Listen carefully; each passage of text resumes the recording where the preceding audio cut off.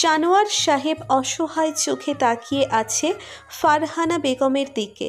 এজন্যই বলে বউয়ের সাথে পাঙ্গা নিতে নেই। তার ভাতেও মারবে, পানিতেও মারবে। বাসায় এসে এক কোণায় জড়সড় হয়ে দাঁড়িয়ে আছে সাইবা। তার মা একটু বেশি শান্ত হয়ে আছে, এমন ব্যবহার করছে যেন কিছুই হয়নি। এদিকে চিন্তায় চিন্তায় তার অবস্থা নাজেহাল। রান্নাঘরে এক মনে রান্না করে চলেছে সাহেরা বেগম। মাঝে মাঝে আর চোখে মেয়ের দিকে তাকাচ্ছে। সাইবা গুটিসুটি মেরে রান্নাঘরের দরজার সামনে দাঁড়িয়ে আছে। মেয়ের মনের অবস্থা বুঝতে পেরে সাইবাকে কাছে ডাকলো সে। ফারহানকে ভালোবাসিস? মায়ের প্রশ্নে অশ্রুসিক্ত চোখে তাকালো সাইবা। ফারহানকে সে ভালোবাসে, তবে তার মায়ের থেকে বেশি না। মেয়ের টলমল চোখ দেখে যা বোঝার বুঝে নিল সাহেরা বেগম। আমি বুঝতে পারছি ফারহানের জন্য ভালোবাসা আছে তোর মনে, তবে মা হিসাবে আমি কখনোই এই প্রেম ভালোবাসা মেনে নেব না। ভালোবাসতে মানা করছি না, তবে সে ভালোবাসা হতে হবে পবিত্র।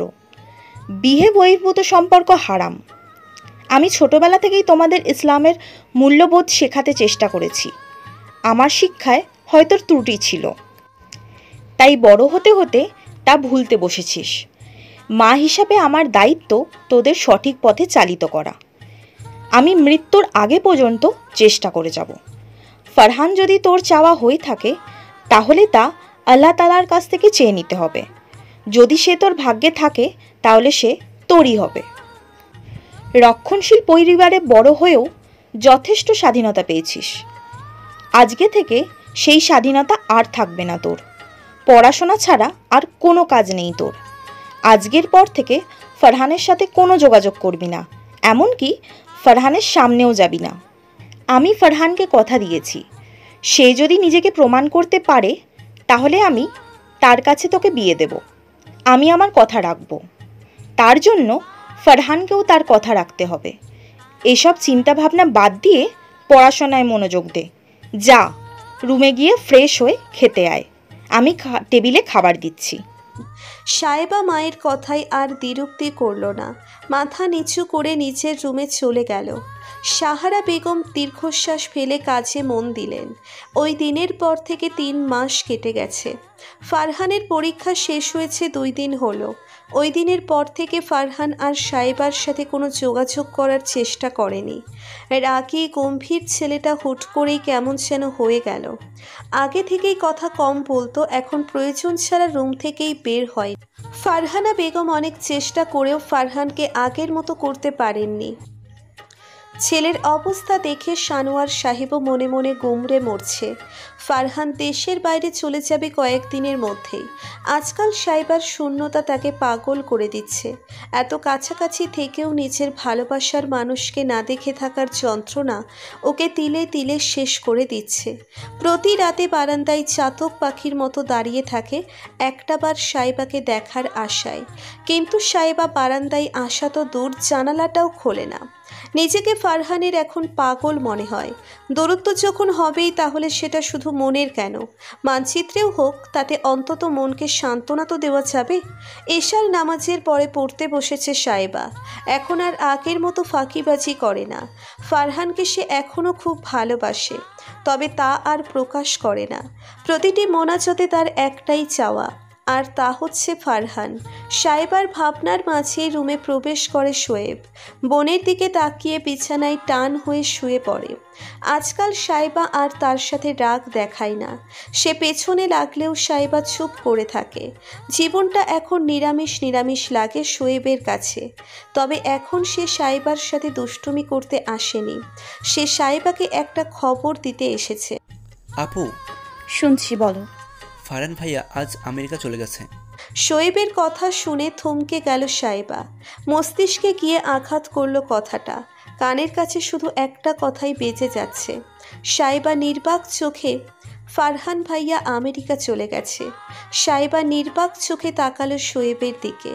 শোয়েব বোনের দৃষ্টি দেখে চোখ নামিয়ে নিল। তারা সবাই জানতো ফারহান আজ চলে যাবে।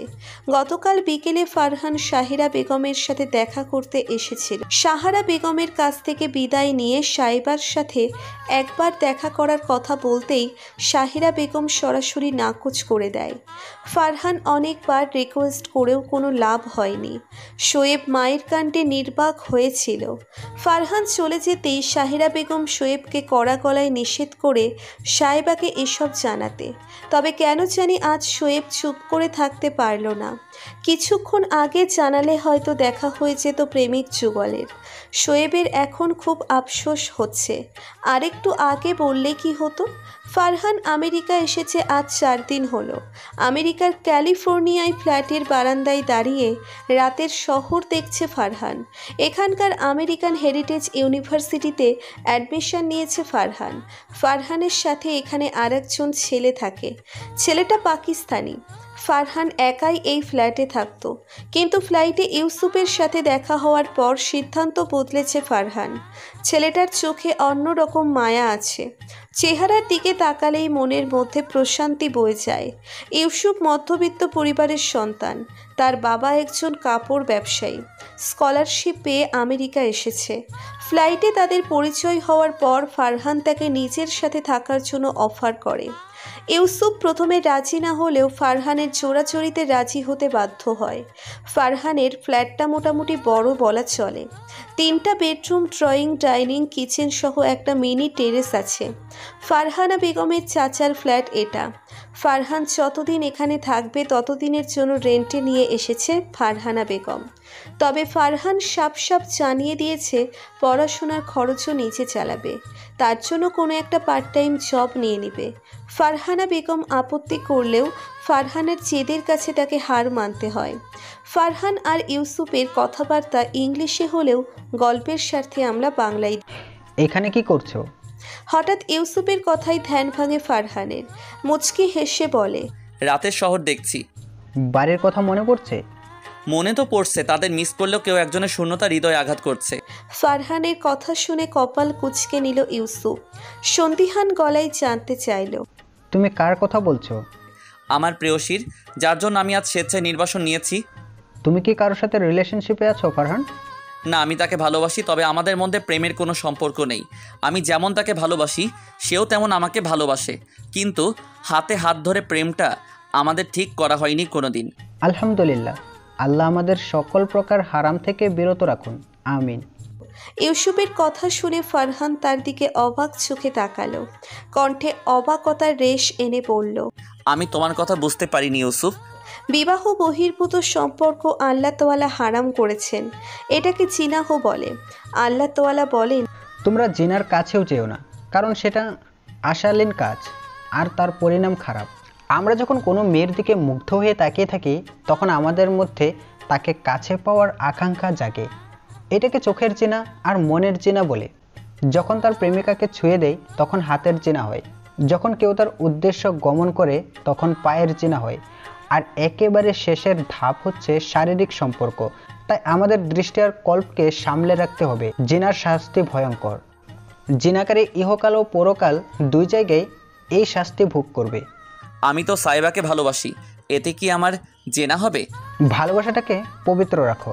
তবে মার চাওয়া যদি নেক হয় তাহলে তুমি তাকে অবশ্যই পাবে। ভালোবাসা গুনাহ না। নিজের সব চাওয়া পাওয়া আল্লাহর নামে করে দাও, তাও পূরণ করার দায়িত্বে আল্লাহর। এখন নামাজ পড়ে নাও। এশার নামাজের ওয়াক্ত শেষ হতে চলল। ইউসুফের কথা শুনে সময় চেক করলো ফারহান। 11টা 34 বাজে। তাড়াতাড়ি রুমে চলে গেল সে। ফারহান আগে থেকেই 5 ওয়াক্ত নামাজ পড়ে। অজু করে এসে নামাজের প্রস্তুতি নিয়ে আল্লাহর কাছে ক্ষমা চাইল সে। আজ থেকে প্রেমটা না হয় রবের সাথেই হোক। ভালোবেসে পরম করুণাময়কে বানিয়ে না হয় সাইবাকে চেয়ে নিবে। আজকাল সাইবা অনেকটা চুপচাপ হয়ে গেছে, কারোর সাথে খুব একটা কথা বলতে দেখা যায় না, বন্ধু মহলের সাথে দেখা করাও কমিয়ে দিয়েছে। ফারহানের চলে যাওয়ার কথা শুনে ভেতরে ভেতরে নিজেকে আরও গুটিয়ে নিয়েছে। শাহিরা বেগম মেয়ের চুপচাপ হয়ে যাওয়া নিয়ে চিন্তিত। পড়াশোনা বাদে নামাজ আর কোরআন নিয়েই পড়ে থাকে। শোয়েবের সাথেও ঝগড়া করে না। বাড়িটা যেন একেবারে নীরব হয়ে গেছে। ফারহানের চলে যাওয়ার কথা শুনে ভিতরে ভিতরে গুমড়ে মরছে সাইবা। তবে তাকে দেখলে তা বোঝার উপায় নেই। একেই বুঝি বলে প্রণয় বিরহ। বুকের ভেতর এক অসহ্য যন্ত্রণা সারাক্ষণ দমবন্ধ করে দেয়। কান্না করারও উপায় নেই। মা দেখলে আর রক্ষে নেই। ফারহানের শূন্যতা যেন চেকে ধরেছে সাইবাকে। নিজের কোনো কিছুতেই ধ্যান নেই তার। এই যে আজ 3 দিন হলো সে চুল আঁচড়াই না, চুলগুলো চট পাকিয়ে যা তা অবস্থা। এই অবস্থায় ফারহান তাকে দেখলে তুলে অথচ বেখিয়ালি সাইবা তার খেয়ালে ডুবেই জটাধরি রূপ ধারণ করেছে। এখন আর কোনো কিছুতেই মন বসে না। জোর করে নিজেকে বইয়ের সামনে বসিয়ে রাখতে হয়। বাবা মায়ের স্বপ্ন পূরণ করতে হবে যে, অথচ তার মনটা আরেকজন নিয়ে বসে আছে। কি সর্বনাশী ব্যাপার স্যাপার। ফাইজা দেশে এসেছে আজ 1 মাস হয়েছে। ফারহান আমেরিকা চলে যাবে শুনে 15 দিন আগেই দেশে চলে এসেছে সে। ছোট ভাই চলে গেলে আবার কবে দেশে ফিরবে তার ঠিক নেই। তাই পরিবারের সাথে একসাথে কিছুটা সময় কাটাতে তাড়াতাড়ি দেশে আসা। দেশে এসে সব কিছু শুনে স্তব্ধ হয়ে বসেছিল ফাইজা। তার বাবার মতো নরম মনের মানুষ এমন কিছু করতে পারে তার বিশ্বাসই হচ্ছে না। ফারহানা বেগম এখনও কথা বলেন না সানোয়ার সাহেবের সাথে। ফাইজা মনে মনে লিসার উপর প্রচণ্ড ক্ষেপে আছে। তার বাবার মতো একজন বিচক্ষণ লোক কিভাবে লিসার মতো একটা মেয়েকে ফারহানের জন্য পছন্দ করতে পারে? এটা চিন্তা করেই মাথা খারাপ হওয়ার জোগাড়। বাবার দিকে তাকানো যাচ্ছে না। বাবা মায়ের এই অভিমান ভাঙার ব্যবস্থা করতে হবে। একমাত্র ফারহানই সব কিছু ঠিক করতে পারবে। তুই চলে যাবার পর আম্মু তো হাফ ছেড়ে বেঁচেছে। কুড়িয়ে পাওয়া মেয়ে বলে কথা। বান্ধবীদের নিয়ে কিটি পার্টিও করছে। তার সে কি আনন্দ। যদিও আম্মু তোকে এসব বলতে নিষেধ করেছে, তবুও বললাম, আমি তো তোকে খুব ভালোবাসি, তাই না বল? তোর গা থেকে ডাস্টবিন গন্ধ আসে, তাতে কি হয়েছে? আমরা মেনে নিয়েছি তুই আমার গন্ধযুক্ত ফাইজা। আমরা তোকে এভাবেই ভালোবাসি। ফরহাদের কথা শুনে দাঁত কিরমির করতে করতে ফরহাদের দিকে তাকিয়ে আছে ফাইজা। ছোটবেলা থেকে এসব ফালতু কথা বলে আসছে তাকে। এত দামি পারফিউম দেওয়ার পরেও নাকি ডাস্টবিন গন্ধ আসে।